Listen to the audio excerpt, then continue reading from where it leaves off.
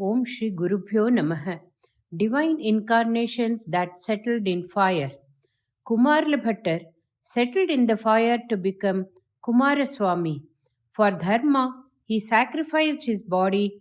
Such greats have given a strong basement of supreme sacrifice to a religion that come what may in the form of Avaidikam or agnosticism or reforms based on the so called Pagut Arivu Vadam that there is nothing to panic. We may never have to feel Hinduism khatre mein hai. Here, Tirugyana Sambandar too disappeared, walking into a huge fire. At what time? At that time, he was only 16 years old.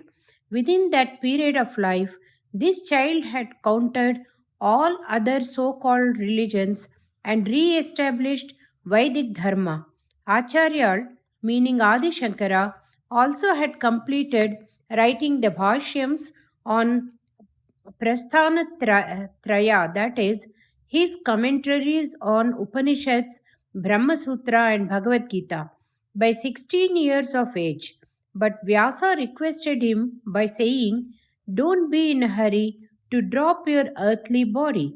Whatever you have written, you have to preach. You have to win over other religionists in debates.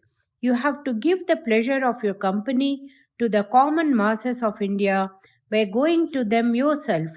So, Acharya retained the human form for another 16 years. Acharya had the onus to rekindle and reawaken the Vedic Dharma all over the Bharata Varsha before he was 32 years of age. Half of his responsibility of countering Buddhism, though, had been done already by Kumarla Bhatta and one Udayana Acharya. This latter was a Nyaya Shastra expert. We will talk about him later. Sambandar had to do this in the South India by 16 years. What the father had to do for the whole country in 32 years, the son had to do only for the South India in 16 years. The father jumped directly from Brahmacharya to Sannyasa and completed his Avatara Karya. The son had a nickname Aludai Pillai, did his Avatara Karya while still in Brahmacharya Ashrama. When Sambandar was 16, he was requested by his relatives and followers that he should accept Grahastha Ashrama and get married. Having fed on the milk of Mother Ambal herself, for him all women were equally the same mother only.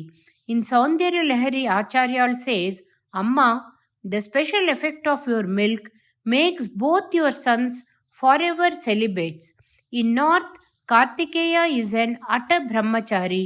There is no talk of Valli and Devasena there." Jnana Sambandar was like that only. Knowing the divine purpose, he accepted. His marriage took place in Tirunallur Perumanam. Once the Panigrahanam was over, he went to the temple of that place with the bride and all the friends and relatives. The whole temple was Jyotirmaya. He walked into the Jyoti Swarupa with all assemblage. That was literally the biggest marriage on Perumanam for all time to come anywhere in the world. This is the Panchachara Padikam he was singing at that time. காதலாகி கசிந்து கண்ணீர் மல்கி ஓதுவார் தமை நன்றைக்கு ஒய்ப்பது வேத நான்கினும் மெய்ப்பொருளாவது நாதன் நாமம் நமசிவாழவே. Marriage is defined elsewhere as meeting of the minds, body and soul of two people with no sense of separate identity left. Here, not only the bride and groom but the whole marriage party attained to oneness. Kumaraswamy is directly the fire out of Shiva's third eye. He is Jnana Agni, which could burn fire itself, as Tirupugar says, Neruppayum Erikkum Jnana Agni. In both avatars, he ended the worldly life by fire.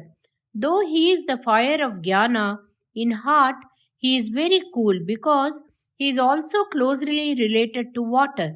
The sparks of Shiva's third eye were received in Sharavana Poigai and became Murugan. Sharavana Poigai has the Ganges as the source, so Ganga is also another mother for him. So he has another name as Gangeya. As Tirugyana Sambandar also, he received mother's milk, that is, breastfed by Ambal herself on the banks of a temple pond only. All women are his mothers. He is a child to Kartik stars, the sixth in the orders of stars in Kritika. The sixth day after the new full moon is Sashti. He has six faces. His mantra is six lettered Saravana Bhava.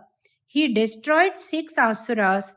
By being devoted to him, we can forever master the six enemies of lust, anger, greed, passion, pride, and stupefaction, that is, Kama, Krodha, Lobha, Moha, Mada, and Ascharya.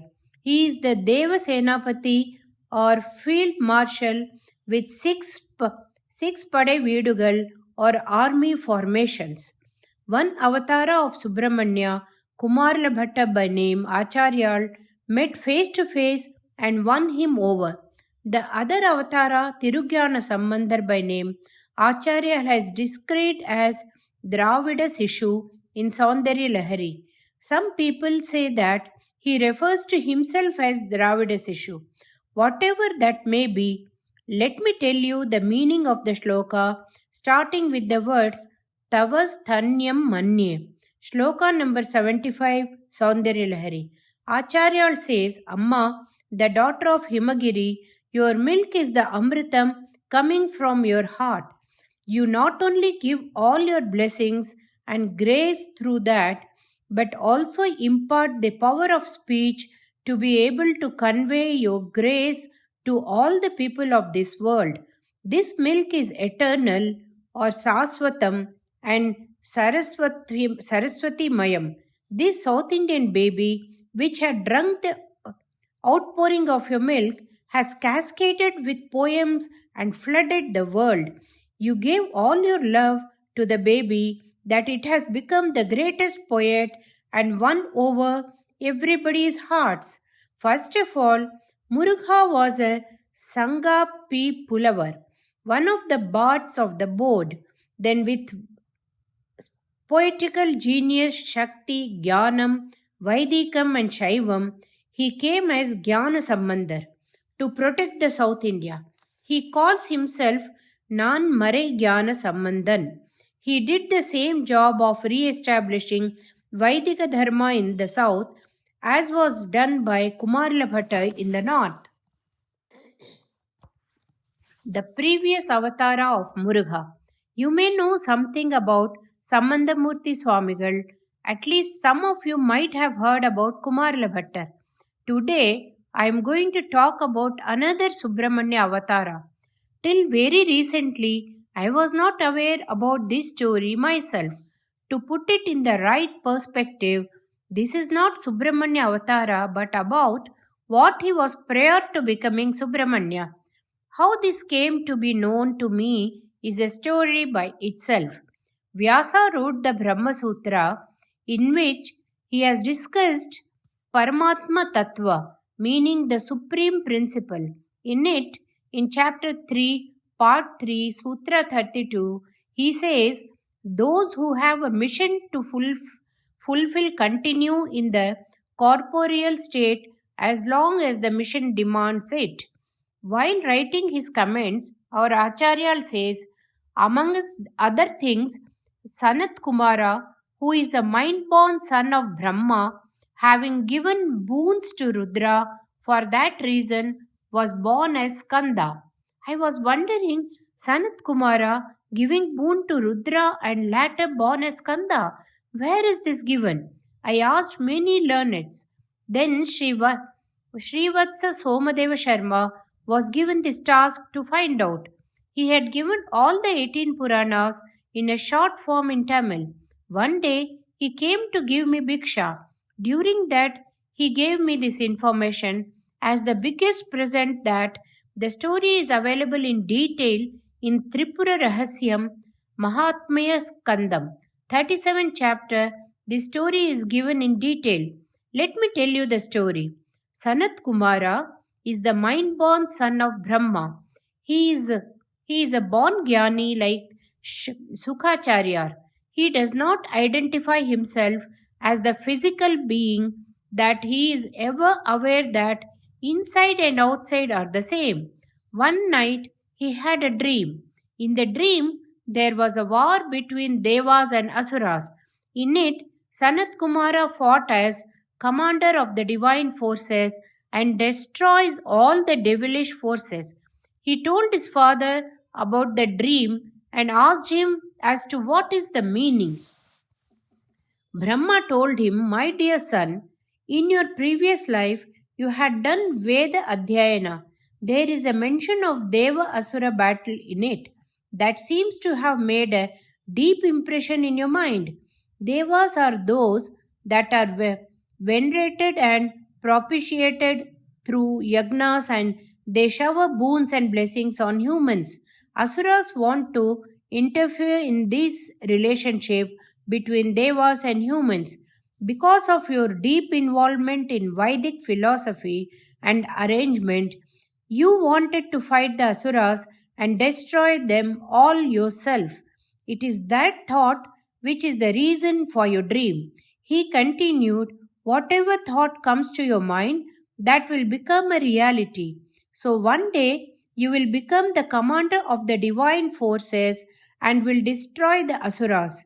But in this life, you are likely to think of Asuras and Devas as Brahman only. So you have to take another life for your dream to materialize. Once a person's mind, speech, heart, and body are completely established in truth, they cannot bluff even unintentionally.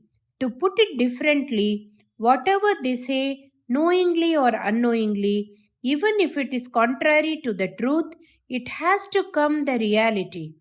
Sanat Kumara was such a person. Whatever he thinks, even in dream, becomes the truth. Having heard Brahma, Sanat Kumara, to whom the world and life in it is only a dream, went back to his ways of quietude. Now it was the problem of Parameshwara to make this dream come true. Though Sanat Kumara was not making any efforts for his darshan, he arrived at Sanat Kumara's ashram along with Parvati. For Sanat Kumara, it made no difference, as he looked at anything and everything as Brahman only. He did not even get up to receive the divine couple. Parvati Parameshwaran waited for quite some time. They were thrilled by looking at this boy, so deeply absorbed in himself.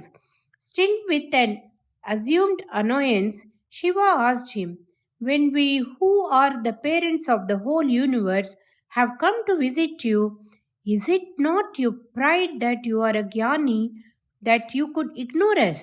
What will you do if I give you a curse?" Sanat Kumara could not care less. He replied nonchalantly, "Even if you were the super angry Rudra and curse, it will not affect the Atma. Go ahead and curse." Ishvara was thrilled by the reply of the self-realized Atmagyani. He said, "I appreciate your equipoise. Ask whatever you want. I will grant you boons." Sanat Kumara laughed. He said, "My dear sir, your boon will make no difference to someone for whom there are no more wants or demands." He went one step higher. He said, "Parameshwara, from your talk, you seem to give a lot of importance to boons and curses. Why don't you ask for a boon and I shall grant you the same?" Ishvara was quite happy. When our own children try to boss over us, which parent will not be thrilled? The Lord of all the worlds thought that he had now an opportunity to make Sanat Kumara's dream come true. He asked in all humility, "The great Jnani that you are, you have given Brahma the pleasure of being your father. Will you consent to be my son, at least in another life? Okay, I will become your son, agrees Sanat Kumara. Till attaining to jnana, we will cry that we want this cycle of birth, death, and birth should come to an end. Once we are formed in jnana, then birth and death are as irrelevant as the appearance and disappearance of a water bubble on the surface of water only.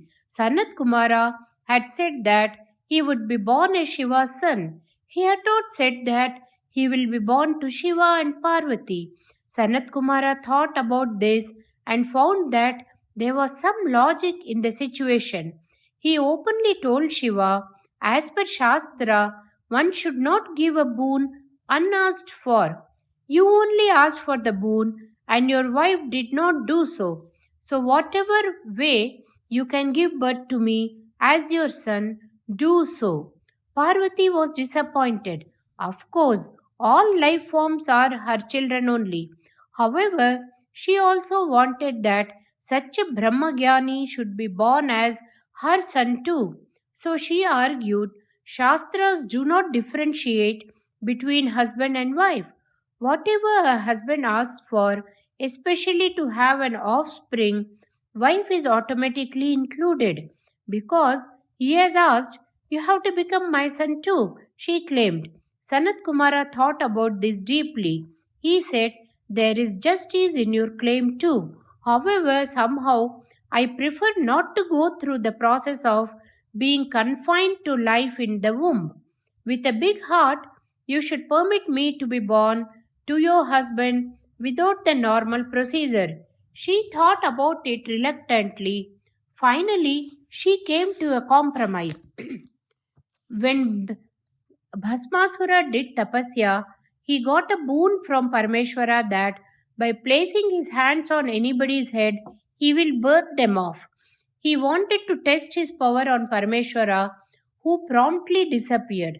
Parvati, though knowing everything, temporarily forgot her and Parmeshwara's imperishability.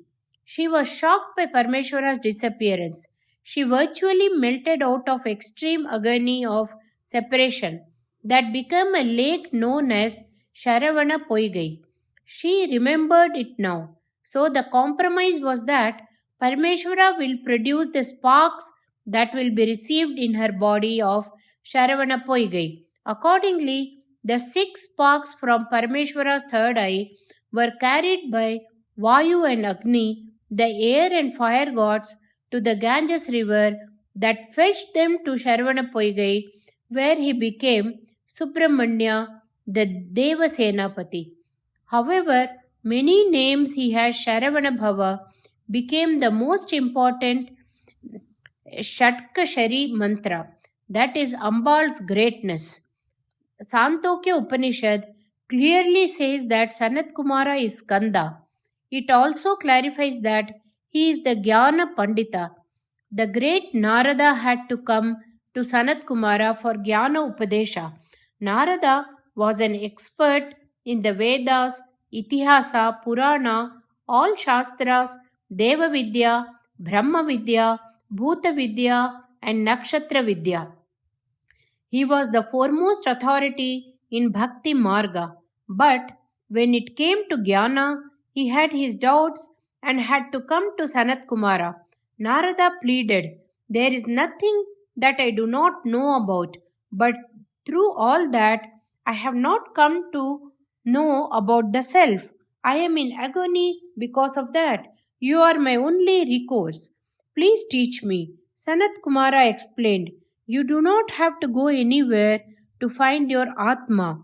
Up and down, right and left, inside and outside, everything, everywhere, all the time, it is one and the same Atma. If you meditate on it to the exclusion of all other thoughts, you will know yourself to be the Atma, that is Swarajyam or self-rule, that is Swarupa or self-form. You have to start with cleanliness in food, followed by cleanliness of the heart and mind. Then, when the mind stands still, all binding ties break off. The Upanishad says, thus Bhagwan Sanat Kumara showed Narada the way beyond all darkness, and he is known as Kanda, and he is known as Kanda. The Upanishad completes its statement with a double entitle. The brilliance beyond all darkness is Gyanagni Murghan, the fire of knowledge. That is what is affirmed by Santokya Upanishad. Avastha means state. Santokya Avastha is Zen Avastha. Parsi religion is completely fire worship. It was started by a saint from Saurashtra. This word Saurashtra became Zarathustra. Sauram or Sauram is related to the sun. The sun, fire, and Gayatri are the special forms of Shambhu or Shamba Shiva or Shiva with Ambal, says Acharyal in Prashna Uttara Ratna Malika or Prasnottara Ratna Malika. In Tiruvannamalai, Shiva is Agni Swarupa, Murugan is the fire of Shiva. Vedas themselves are using fire worship quite extensively. Veda starts with the word Agni. Aupasanai is Agni Puja only. It is a common activity for all castes. For this, Subramanya is the main deity. Panchayadana Puja was revived by Acharyal, in which Ganapati, Ishvara, Ambal, Surya, and Mahavishnu are the five deities revered. It is quite sensible to include Subramanya in this daily puja because Upasana is not much practiced nowadays. It is good to see that nowadays worship of Muruga is on the upswing.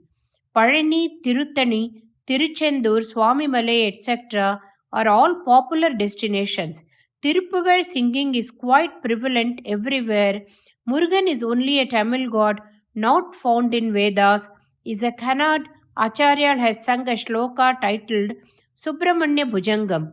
In it, in the stanza starting with Mayuradi Rudam, he uses the phrase Mahi Devadevam, Mahi Deva are Brahmins. Murugan is equally a god for all castes. Acharya further says, Muruga Parashakti Putra. By standing on the seashore, you are indicating to the devotees that you will take them across the ocean of samsara and that all the problems of the devotees will subside as the waves subside in the ocean. I can't think of a god other than Muruga, he says, na jane. Tiruchendur Murugan is indicating that as the waves rise and subside in the ocean, all jivas and jagat rise from me and subside in me. Shiva humbly requested the Sanat Kumara, who had given Jnana Upadesha to Naradar, to become his son. Then with equal humility took the Pranava Upadesha from him after he became his son. Muruganukku Harohara. End of all paths, Sharavana Bhava. There are as many paths towards realization or mukti as there are people in this world, but they can all be grouped or classified under one of these four main approaches singly or a combination of two or three or all of them. They are the paths of Jnana, Bhakti, Karma, and Yoga. The basis of our mind, body, intellect, and being is Atma. If we apply all our efforts towards understanding this, sometime or the other, the realization flashes. When or where this happens, there is no difference between the one trying to realize and the one realized.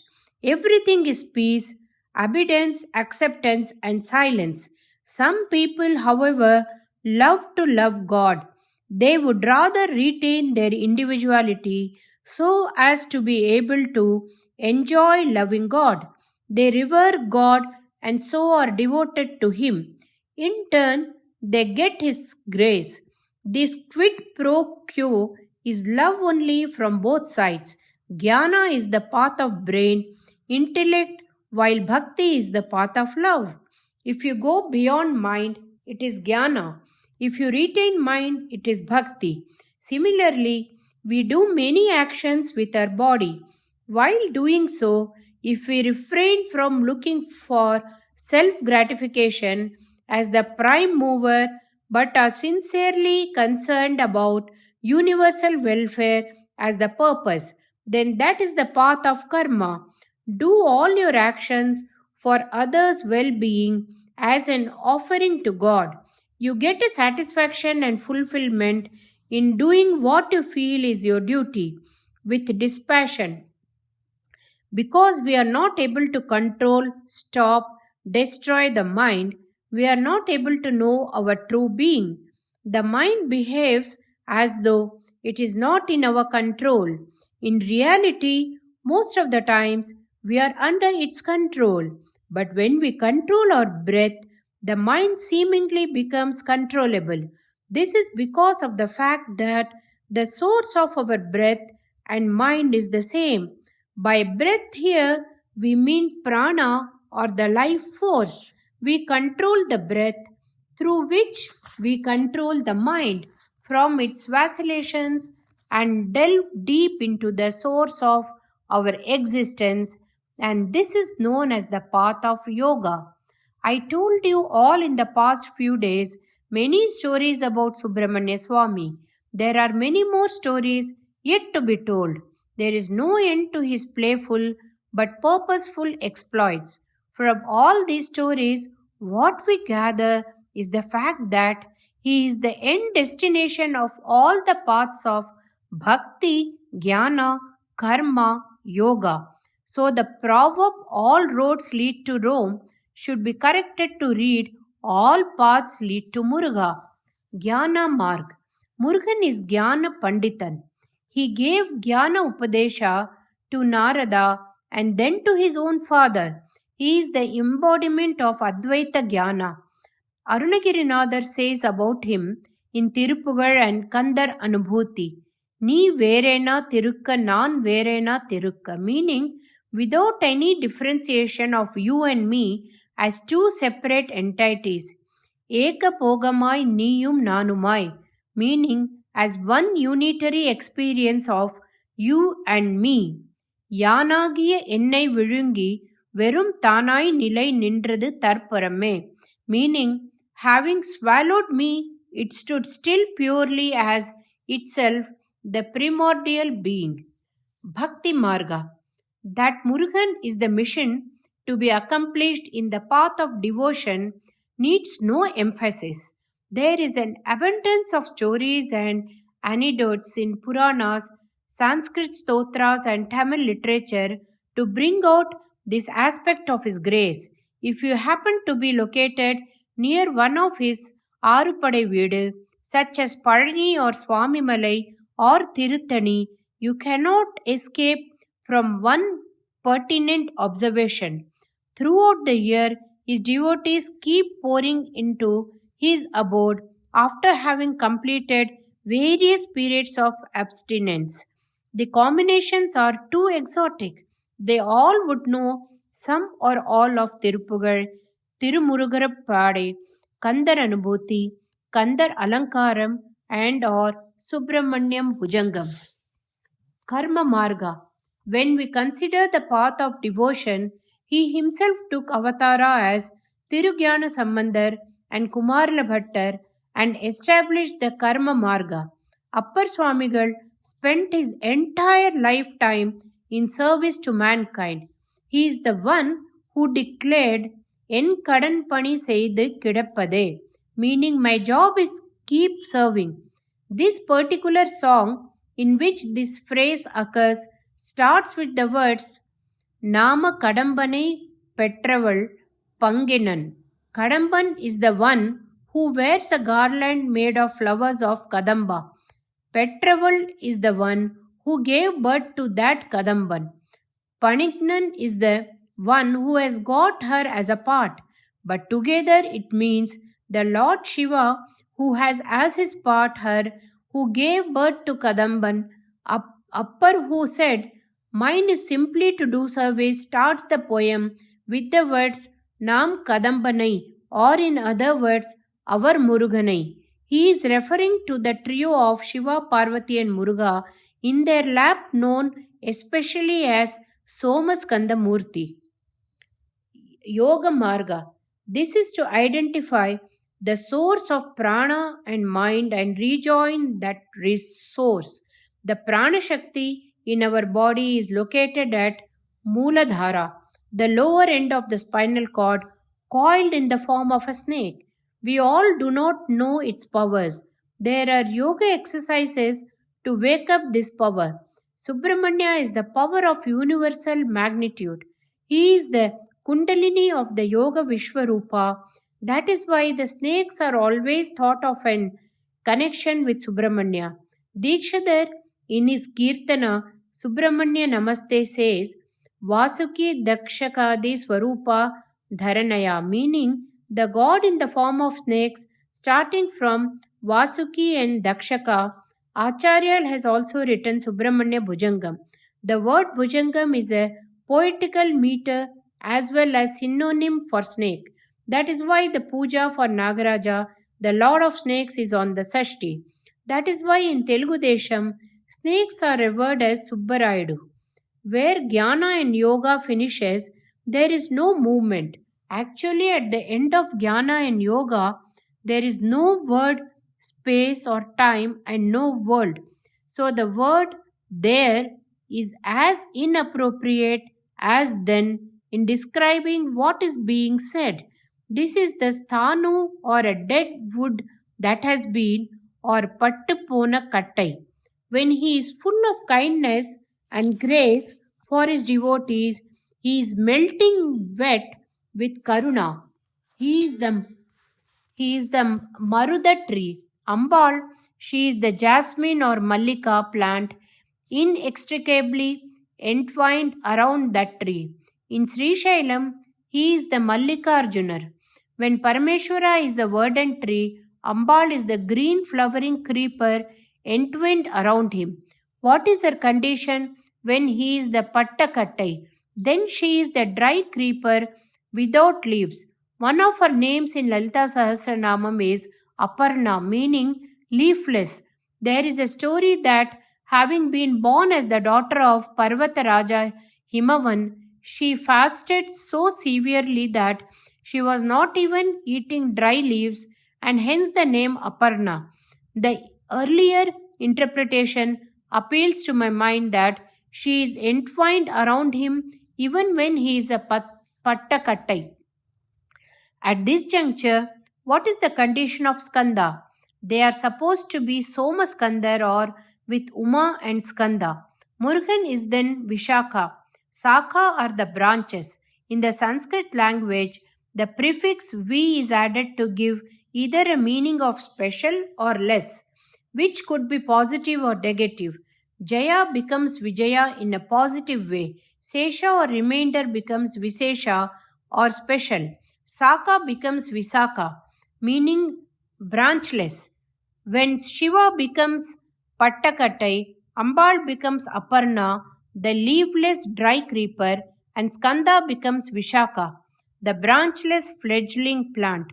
All three are in a state of supreme dispassion. Subramanya in complete dispassion is the Dandayudapani, Komanandi, totally detached from the worldly affairs.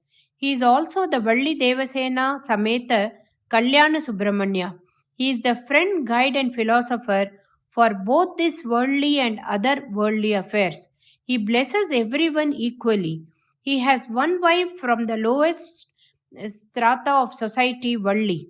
Then he has a wife, the affluent divine girl, the royal Devasena.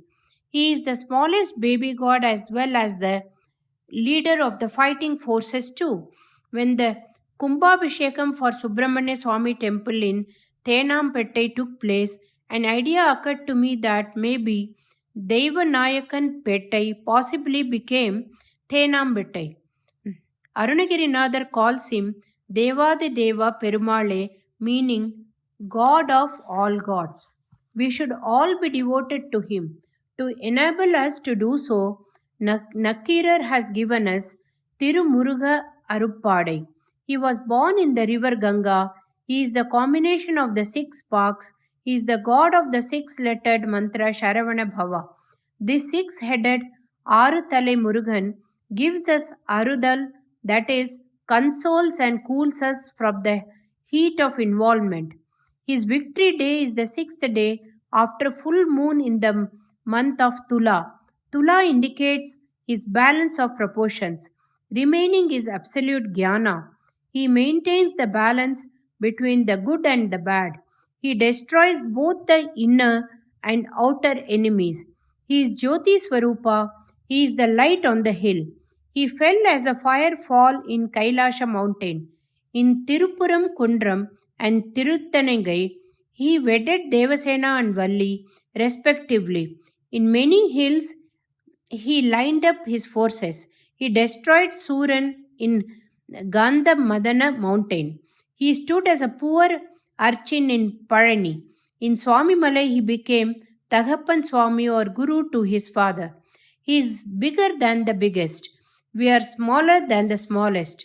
If we offer the smallest of grains, Thinnai, he will come willingly. If we add a little honey collected by small bees from small flowers and offer it to him, he will give us the sweet experience of seeing our hearts bloom. If we light a lamp with cow's ghee, representing the greatness of nature, he will light up the Jnana Jyoti in our being. If we offer this Mav Vilakku of grain powder, he will light up the Maha Vilakku of resplendent glory in our lives, in our hearts and minds. Let us say what he himself told us as Jnana Sambandhar, Arannamam Shudaga. So let us all chant Haro Haro Hara. Om Shri Mahaperiva Sharanam.